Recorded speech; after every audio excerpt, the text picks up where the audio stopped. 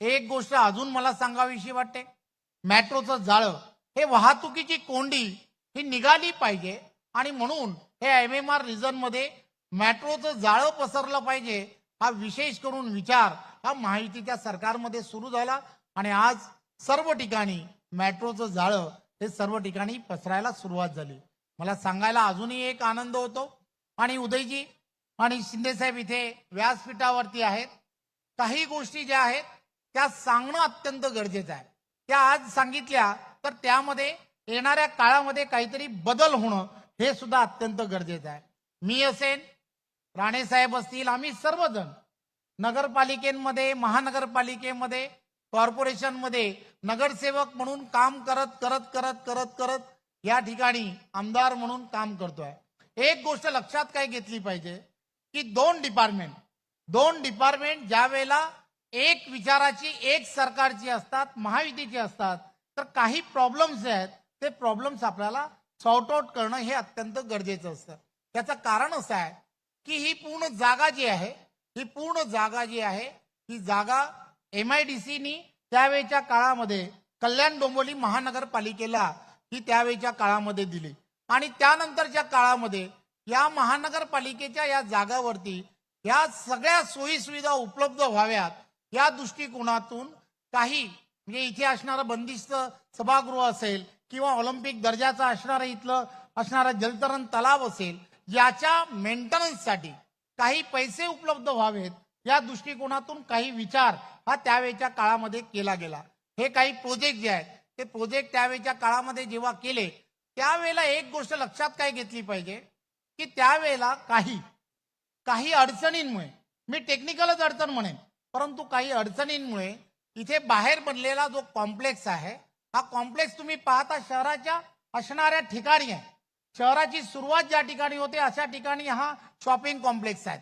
या shopping complex आणि MIDC आणि कल्याण डोंबिवली महानगरपालिका, आपल्याला माहित आहे मी बऱ्याच वेळेला या संदर्भातल्या बैठका घेतल्या, आयुक्त आणि आपण सर्वांनी या संदर्भातल्या काही गोष्टी या शिथिल करणं अत्यंत गरजेचं आहे। एक गोष्ट लक्षात काय घेतली पाहिजे की हे सर्व जर तयार झाल्यानंतर जो मेंटेनन्स आहे तो मेंटेनन्स मिळणं हे अत्यंत गरजेचं आहे। हे जे टॅक्सेशन जे आहे या कमर्शियल कॉम्प्लेक्सचं जे टॅक्सेशन आहे हे एवढ्या मोठ्या प्रमाणात मिळेल की हा संपूर्ण जो श्रीकांत शिंदे जी विचार करतायत की हा भव्य असं ही क्रीडा नगरी जेव्हा तयार होणार आहे त्यासाठी या सगळ्या गोष्टीची फार गरज आहे। माझी आपणा सर्वांना विनंती आहे, मुख्यमंत्री जी असतील ही सगळ्यांनी त्यामध्ये लागणारे, कधीतरी असं म्हटलं जातं की उद्योजकांनी पैसे भरावेत का, कोणी पैसे भरावेत, या संदर्भात बऱ्याच वेळेला या संदर्भातल्या बैठका झाल्या। बिपिन कुमारजी त्यावेळेच्या काळामध्ये CEO होते, त्यांनीही त्यावेळेच्या आयुक्तांना सांगितलं की आपण बसून या संदर्भातला काहीतरी निर्णय घेऊ। माझी उपमुख्यमंत्री साहेबांना विनंती आहे, या शहराच्या दृष्टिकोनातून आज अत्यंत आनंदाचा हा दिवस आहे।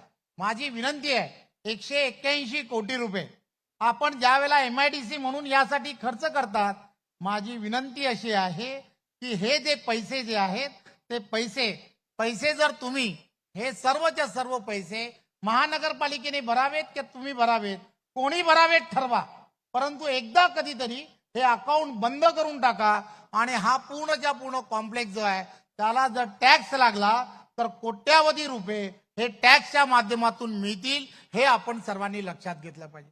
एक अत्यंत चांगला विषय हा या दृष्टिकोनातून येणाऱ्या काळामध्ये पूर्ण होणार आहे। मी आपणा सर्वांना हे यासाठी सांगतोय, मी असेल, राणे साहेब असेल, आम्हाला सगळ्यांना माहित आहे की एखादं ऑलिम्पिक दर्जाचं असणारं जेव्हा जलतरण तलाव आहे हे ज्यावेळेला मेंटेन करावं लागतं त्यावेळेला लागणारा पैसे जे आहेत ते पैसे उपलब्ध करणं तेवढं सोपं नाही आहे। त्यामुळे या सगळ्या गोष्टीचा विचारही कल्याण डोंबिवली महानगरपालिकेच्या भविष्यातल्या असणाऱ्या या सगळ्या गोष्टीचा विचार करणं अत्यंत गरजेचं आहे। आपण शिंदे साहेब, देवेंद्रजी असतील, आपण सर्वजण अतिशय दूरचा विचार करून येणाऱ्या काळामध्ये काम करणारे असे मंडळी आहात। तुम्हाला आम्हाला सर्वांना ही इथली असणारी इकॉनॉमी जी आहे ती वेगळ्या दिशेने जेव्हा न्यायची आहे, त्यामुळे या क्षेत्रांमधील असणाऱ्या प्रत्येक खेळाडूला त्याचा असणारा हा पूर्णच्या पूर्ण कॉम्प्लेक्स आणि त्या कॉम्प्लेक्समध्ये जे होणार आहे जे खेळ होणार आहेत त्यासाठी एक वेगळं योगदान त्या निमित्ताने मिळेल असं मला वाटतं.